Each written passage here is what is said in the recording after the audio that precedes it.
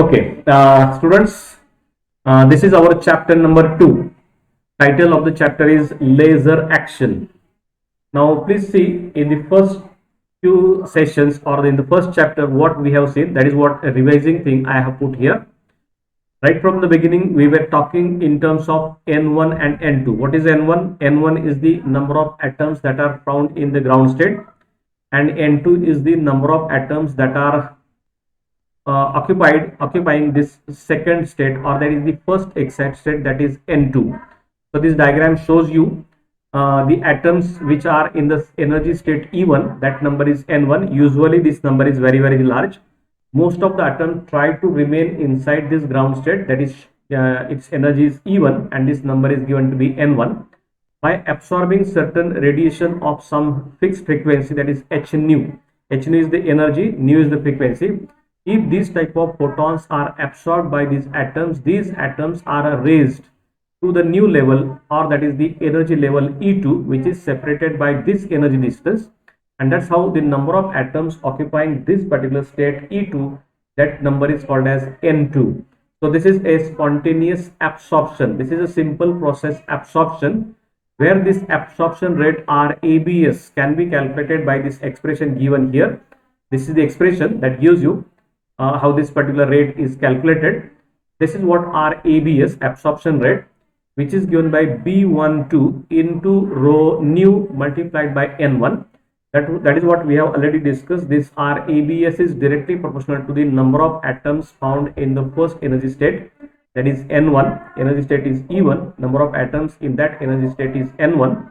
So this RABS is proportional to N1, as well as this is proportional to the number of photons that are coming in, that is called as photon field or photon density, energy density. So these are the two factors over which this RABS is related or is dependent upon, and therefore writing this coefficient of writing this equality here, I can write this is B12. So this B12 is, this is called as Einstein's coefficient for absorption.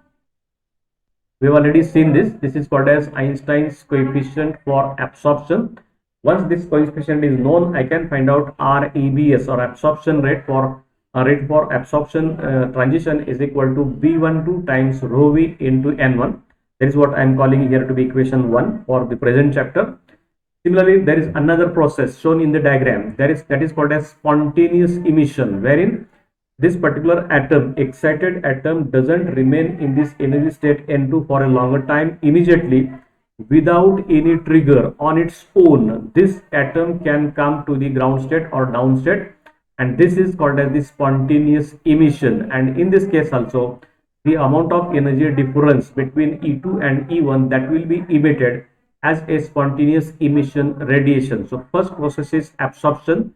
So atom goes from ground state to excited state. Second process is spontaneous emission, where atom comes from excited state to ground state, giving out the same radiation which is given by h nu. This is a simple process shown in the diagram.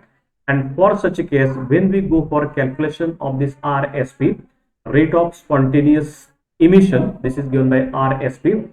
It is found to be how many number of atoms found in the excited state N2, that is this proportional only. In this case, we do not require any external trigger. Therefore, factors like this, rho nu, etc., doesn't come in this picture, and therefore this RSP is directly proportional to N2, wherein I can write this another coefficient that is called as A21. So A21 is another Einstein's coefficient for spontaneous emission. So this is Einstein coefficient for spontaneous emission. B12 is the Einstein's coefficient for the spontaneous absorption. So here A21, we are coming from state 2 to state 1. That's why this coefficient is important one, and that's how I write this coefficient as A21 times N2. So RSP is equal to A21 times N2. This is my second relation. Then there is one more relation we have already discussed here in this case. That is called as photon field density or energy density of photon field, which is given by black body radiation, or this is called as Planck's theory of black body radiation. Based upon that, we can calculate this photon density for such type of black body radiation or any other type of radiation. is given by rho nu is equal to 8 pi h. H is Planck's constant, nu is the frequency, mu is another constant there, c is the velocity of light, and this is a factor 1 upon e raised to h nu upon kt minus 1. This is called as the Boltzmann factor, already we have discussed. So this particular expression gives you photon field energy or the energy density by this particular expression. This expression is to be written here in this equation for RABS, and we get the equation for RABS in that particular form. So this is one thing we have discussed in earlier lecture. There is third type of transition, that is called as that is called as the stimulated emission. Now stimulated means we require something external to carry out this type of transition, and therefore another factor comes here, that is again given by rho nu. So this time this coefficient, or this is RST is proportional to rho nu, as well as it is proportional to the number of atoms that are found in excited state. Therefore I am able to write this coefficient, another coefficient, that is B21. So here was B12 and this is now B21. This is Einstein's coefficient for the stimulated emission, and therefore I can write this third equation as RST is equal to B21 times rho nu, that is the photon field density, multiplied by N2, that is the number of atoms in the excited state. So that equation decides you the rate of the spontaneous emission. So these are the three processes: absorption, spontaneous emission, and stimulated emission. These are the three processes which are very essential and important for any laser action. Now for a single atom, this laser action we have seen. Now when we go for a number of such type of radiations we need at a one time, that is called as the large stimulated emission. And beyond that, before that, we have seen one more very important relation, this relationship, that is called as the relationship between the Einstein's coefficient.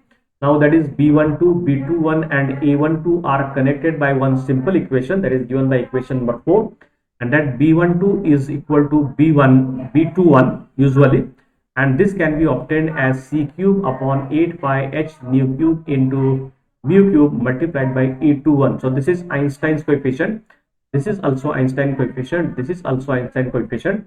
So this equation number 4 is basically an equation between all these type of Einstein's coefficients for three different processes. So earlier we have proved this, we have obtained this in earlier, and in my earlier lecture we have discussed all these things.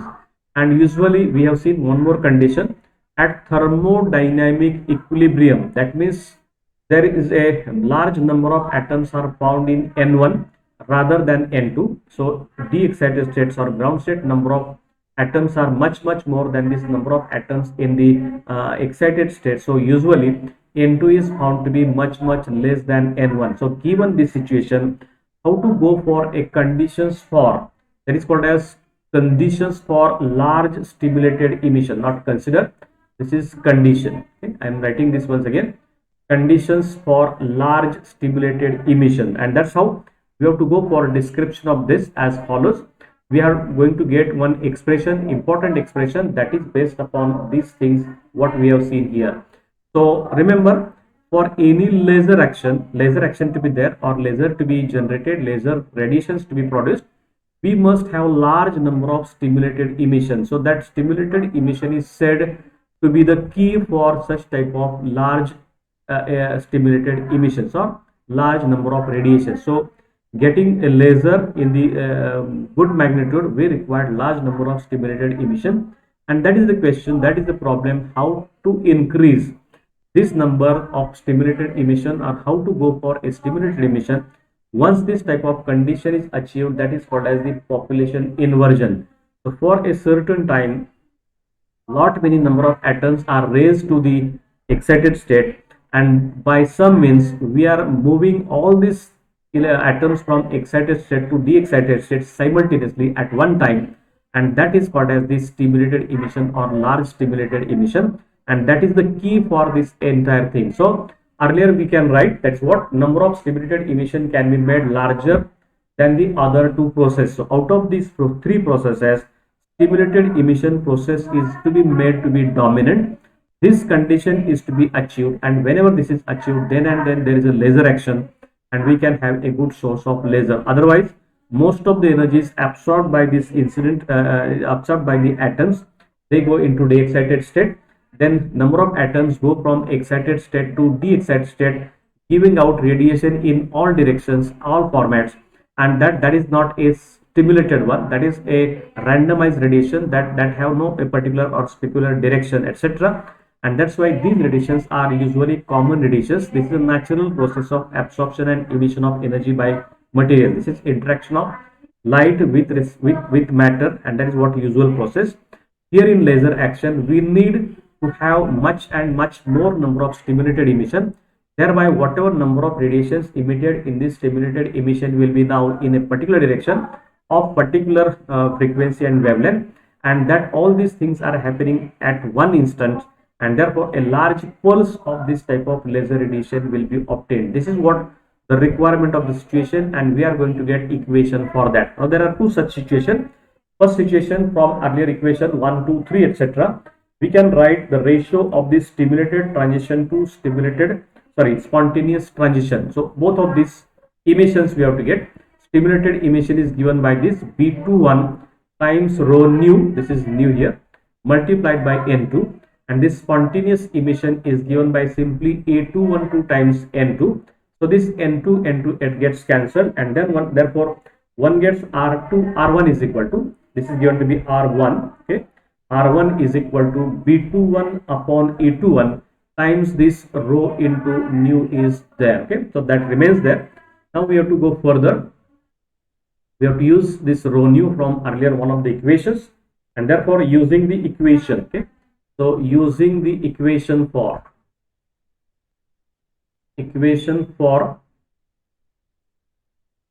black body radiation. Are you able to see this, Priyanka? Are you able to see this, what I am writing? Okay. Yes.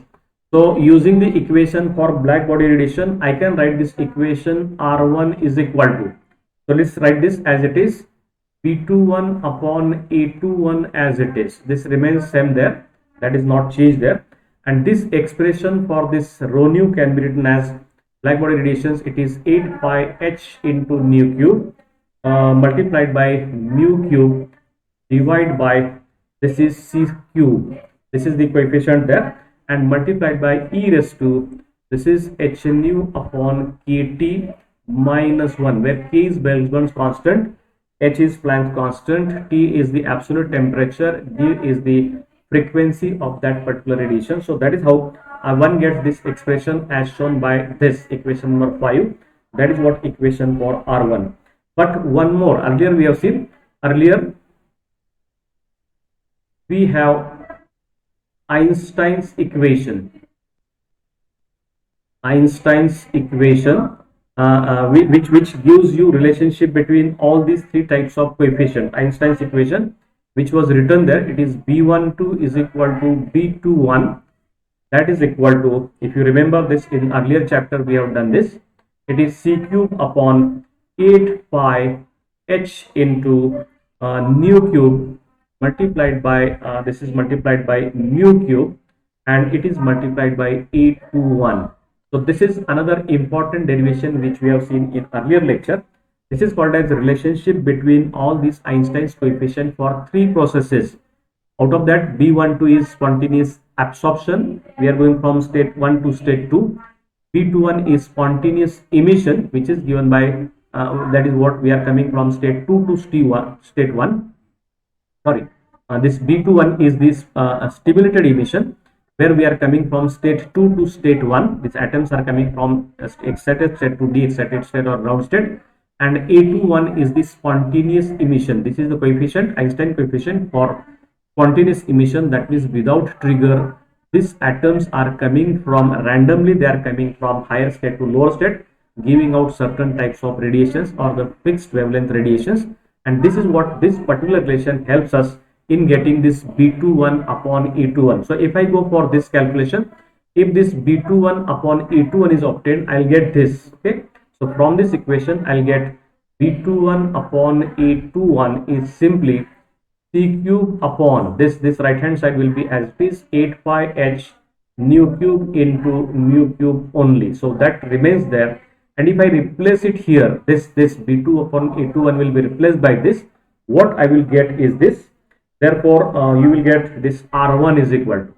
Now this R1 is the rate of the stimulated transitions divided by the spontaneous transition. We are getting this ratio, and when we substitute this B21 upon E21 is equal to C cube upon 8 pi H nu cube into mu cube, you find that the C cube is the denominator, 8 pi H into mu cube is in the numerator, and this ratio gives you C cube in the numerator as well as 8 pi H mu cube in the denominator. So everything cancels except this, and therefore I'll get a very simple relationship, and that is what I will get. R1 is equal to simply 1 upon, this is e raised to h nu upon kt minus 1, and this is what my relation number 6 that tells me something very interesting.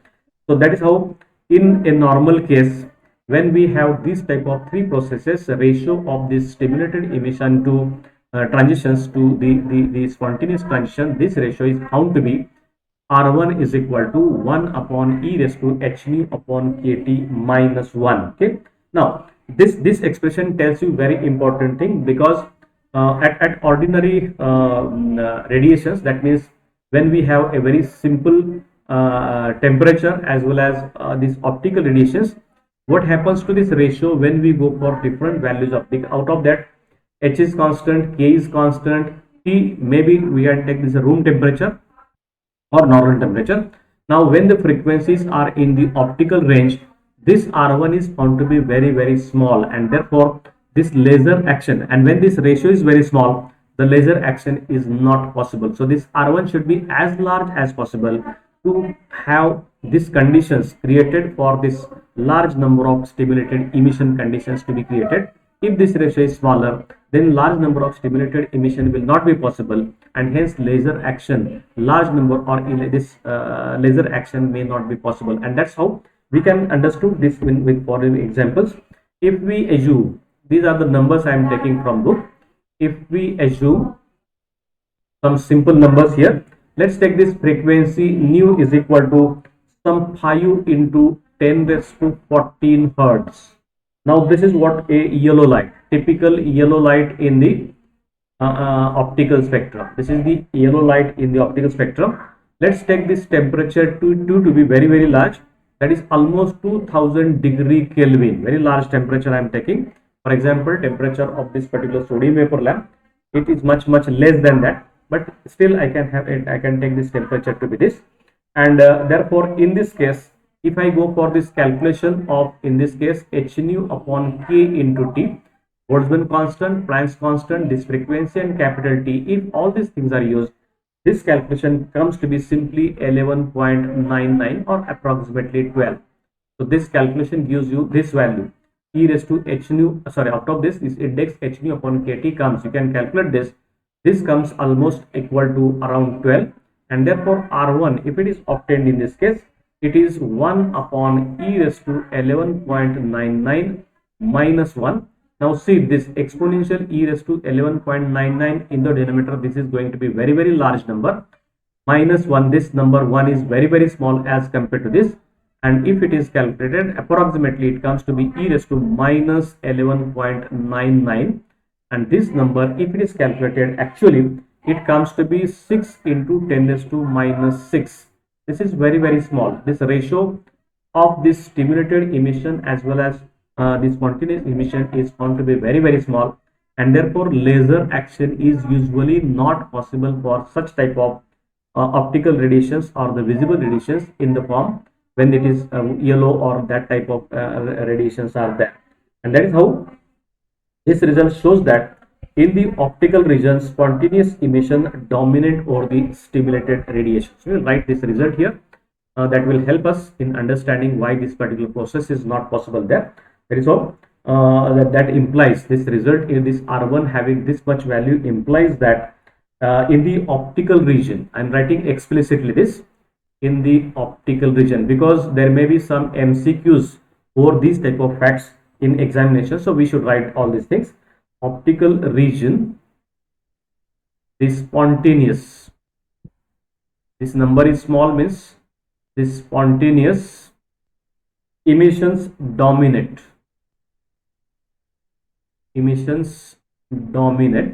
or predominant or more dominate over the stimulated emission,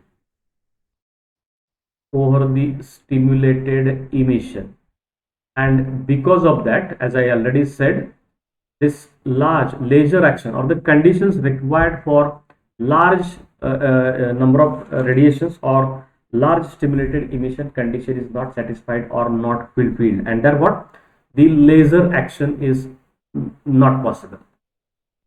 Laser action is not possible. So laser action is not possible. That is one very important and interesting thing one has to learn when one goes for this type of derivation, as we have seen from this Einstein's equation and the Einstein's coefficients. Okay, so this equation suggests, that means this entire fact suggests that the light field density, either rho nu, should be present within the material, is required to be enhanced if we want large number of stimulated emission. That means if this is normally happening at very small number of radiations, that means in the external radiations are there, this the photon field we are using, if it is a weaker field, this type of laser action is not possible, and therefore sometimes I can increase this rho nu, and thereby this number can be increased of the stimulated emission, and then stimulated emission may be made dominant. That is what the requirement of this. So this suggests that the light field density, so this is the last statement here, this suggests that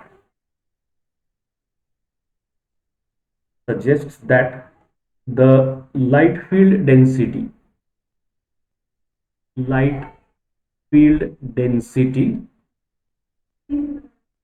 that is rho nu, which is we have taken from this black body radiation present within the material,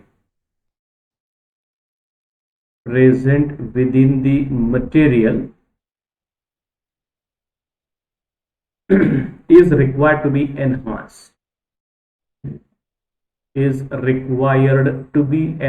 or to be increased,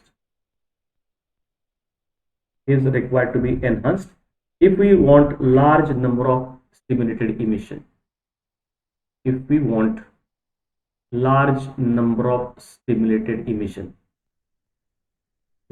number of stimulated emission, and that's what, rather than absorbing these radiations, if these radiations are used for stimulated emission, so some of the radiations are to be used to increase the population of N2, that is called as inverse population or population inversion, and once this population inversion is reached, then using this type of external radiations, large field density, it is possible to go down all the atoms, excited atoms, into de-excited states, producing a pulse of such type of laser. This is what a laser action. So large number of stimulated emissions.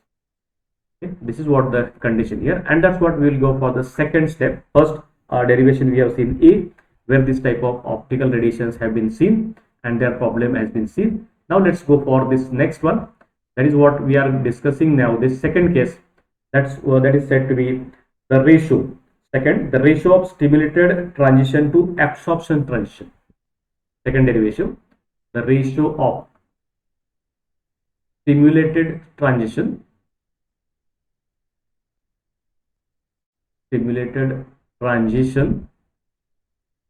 to absorption transition. Again, we have to use this equation number 1, 2 and 3, whatever already we have written. So now this ratio is given to be R2. Earlier was R1. R1 was ratio of stimulated emission to spontaneous emission. Now this is stimulated transition to absorption transition or absorption. And therefore, if this ratio is obtained by the almost earlier equations, I can write this as B21 into rho nu. This is your stimulated transition, multiplied by N2, divided by, in case of absorption, we have obtained this relation as B12 times rho nu multiplied by, this is simply N1, not N2.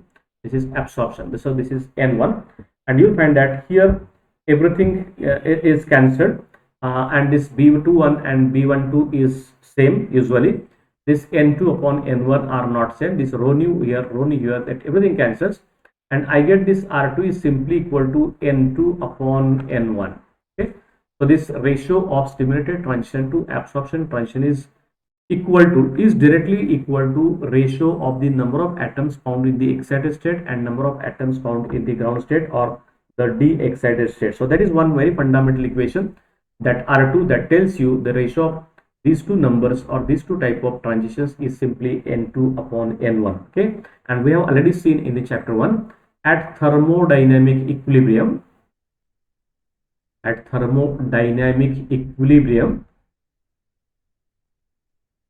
this is what a condition we have already seen.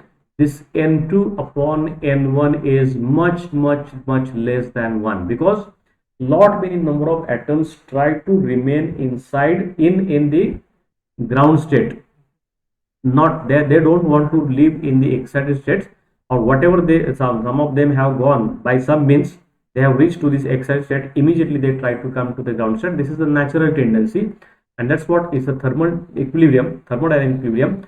This is the situation. N2 is always much smaller than as compared to N1. Therefore, this number N2 upon N1 is much smaller than 1, and that is how R2 is much smaller, less than 1, as shown by this equation. Therefore, at the equilibrium, absorption transition overwhelm the stimulated transitions. So here, absorption transitions, in such a cases, absorption transitions overwhelm. The spelling is OVER WHELM, overwhelm the stimulated transitions. This overwhelm the stimulated transitions. That means at this type of situation. A minute. Okay. So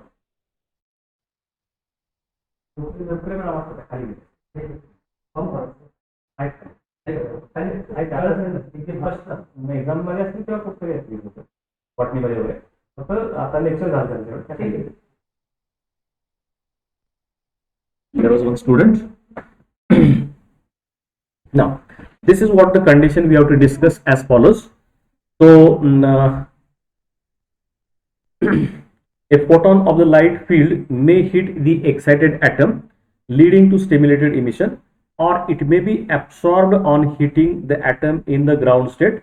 And as N2 is much less than N1, at thermodynamic equilibrium, a photon has much higher probability of being absorbed than the stimulating an excited atom. So there are two reactions or two actions, as I said earlier.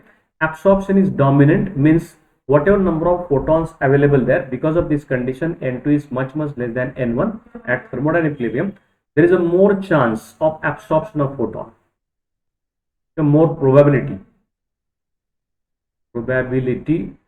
of absorption of photon,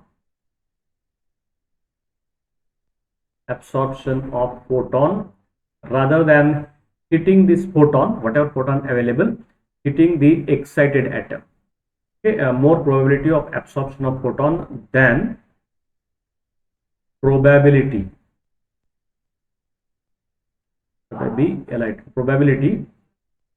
of hitting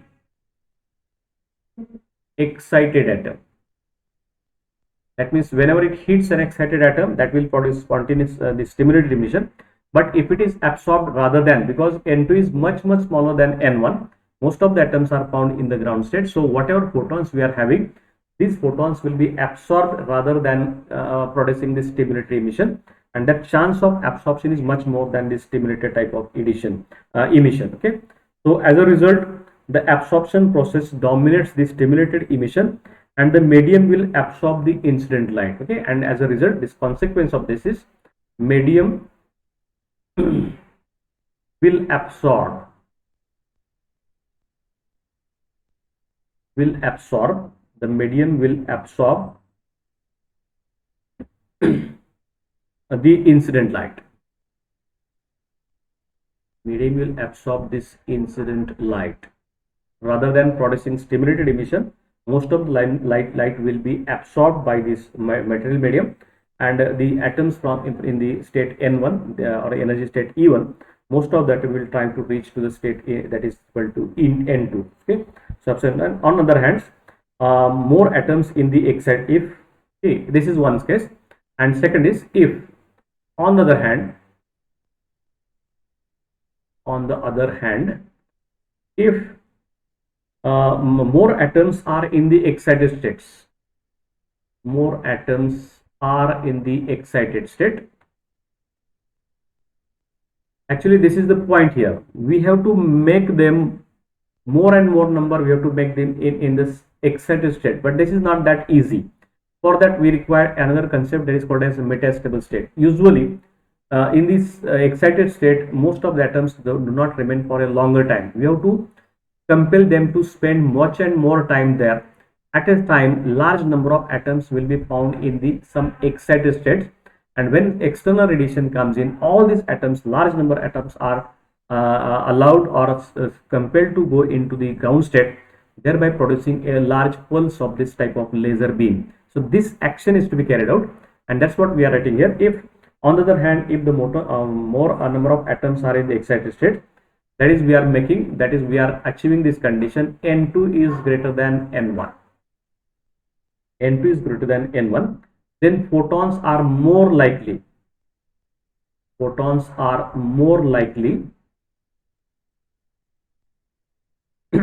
likely to cause stimulated emission. That is what we needed. And for that, as I said earlier, we have to have a mechanism that will help us making N2 more than N1, and that is called as population inversion. So you have to make N2 much more larger as compared to N1. So most of the atoms are remaining in the excited state, and whenever a small trigger comes, because of that large many number of atoms, this is a cascading process. Cascading means first one single photon comes, that causes emission of 2 photons, then these 2 photons can be used for the emission of next 2 atoms, the de-excitation of next 2 atoms, again it will give you 4. So 2, 4, 8, 16, 20 like this, and 16, 32, etc. In a very small fraction of time, large number of such type of radiations will be emitted, and that is what causes a laser action. So to have this laser action, we have to create a condition where N2 is made much larger as compared to N1. Okay, so photons are more likely to cause stimulated emission than absorption. Okay, and therefore we write a conclusion here, important conclusion there. This conclusion is as important here, that must be understood while considering this laser action. Therefore, this is the outcome of this entire derivation. Therefore, in order to achieve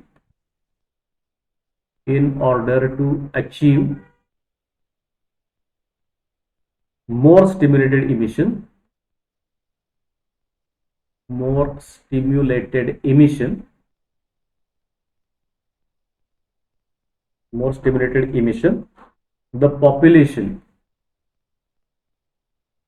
the population N2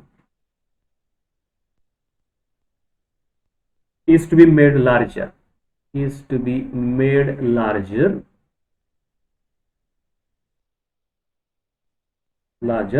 than population N1. Okay, and this particular phenomenon is called as population inversion. Okay, remember this. There can be at least 2, 3, 4 questions, MCQ question over this concept, which is called as population inversion. Okay, most of the atoms in the ground state, they are to be raised to the excited state somehow, mechanically or electronically or using some electrical energy, do something and make most of the atoms in the either they will be populated in the second state or excited state, and this concept is called as this population inversion. So all these 3 processes, as I said earlier, we can sum up in the following way. This is what actually it is an extension of chapter number 1, but we have taken this to be chapter 2. So we have to go for another important result. So these three conditions. So to sum up all these things, whatever we have looked up till now, these three process, three conditions are to be satisfied. Following three conditions are to be satisfied.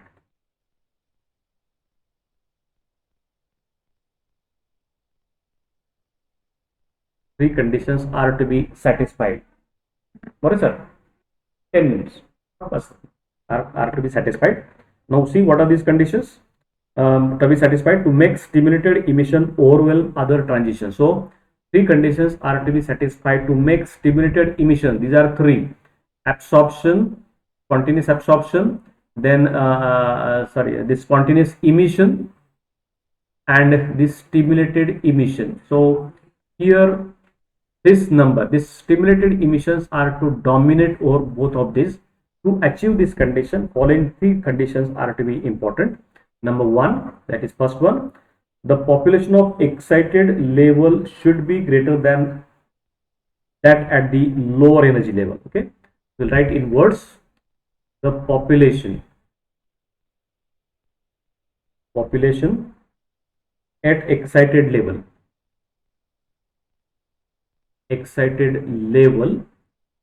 should be greater than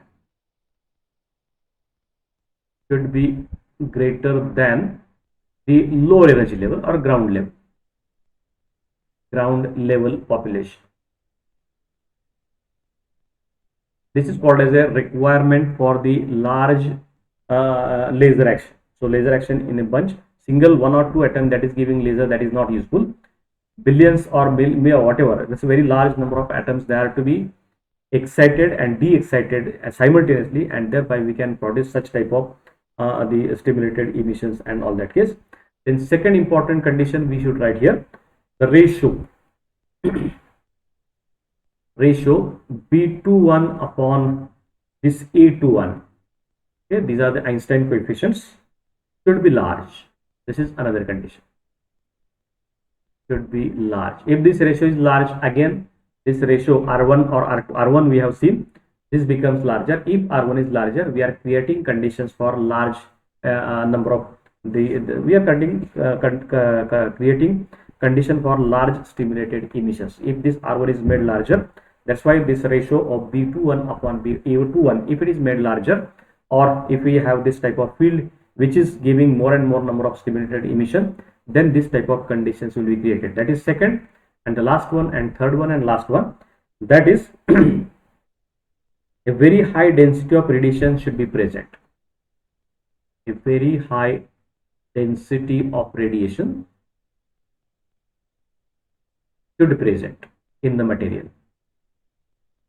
should present in the medium. So these three conditions are satisfied. If these simultaneously, it is not to be one condition is satisfied and two are not, then you will not get a good laser action.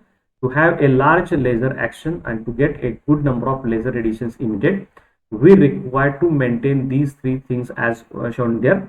So material medium, you have to choose a particular material medium which will have, again we have to go for a large number of, and for that now you'll further see that how to create this large number of large radiation density of this photon radiations in the present in the material.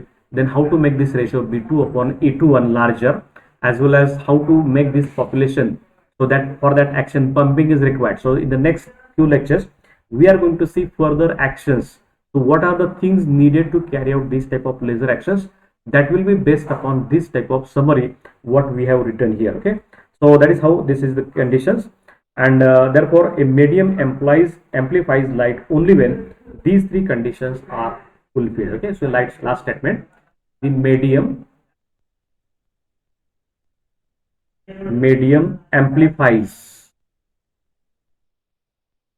This is called as amplification action.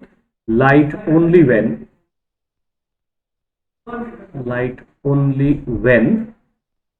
all three conditions, these three conditions are fulfilled. These three conditions are fulfilled. Okay, so let me summarize what we have discussed in today's session.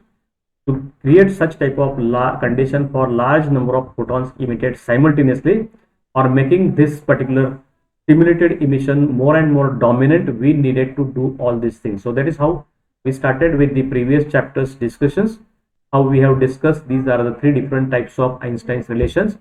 These ratios are ABS, RSP, RST. Then this relation, that is relation between all these three Einstein's coefficients. This equation number 4, we have seen all these conditions. Ordinarily at room temperature, this N2 is found to be much less than N1, and these are the three conditions we have to see, therefore ratios. So R1 is the ratio of stimulated emission to spontaneous emission, that is found to be of this number, that is given by equation number 5, and this number at normal temperature at optical radiations for the given type of frequencies and this type of temperatures, this particular ratio is found to be very small. That is not a suitable condition for this type of emission of this laser radiations. Then second coefficient constant also we have calculated, that is ratio of the stimulated transition to absorption transition. In this case also we got this ratio is directly equal to N2 upon N1, and as already we know that at room temperature or at normal conditions at the thermodynamic equilibrium, this N2 upon N1 is much smaller than N1. So R2 is also very small. That is again not a required condition. We have to make this N2 as much as larger as compared to N1. That's what we have to inverse the population, or that is what called as population inversion. So what happens to, what are the different probabilities of absorption, stimulated emission, spontaneous emission, that can be discussed here. And therefore, as I said here, to sum up all these conditions, to create conditions for large number of stimulated emissions, we are needed to do these three facts. Stimulated emissions are to be dominant over absorption and spontaneous emission. But remember, without absorptions we cannot go into the stimulated radiation. So let's have absorption first.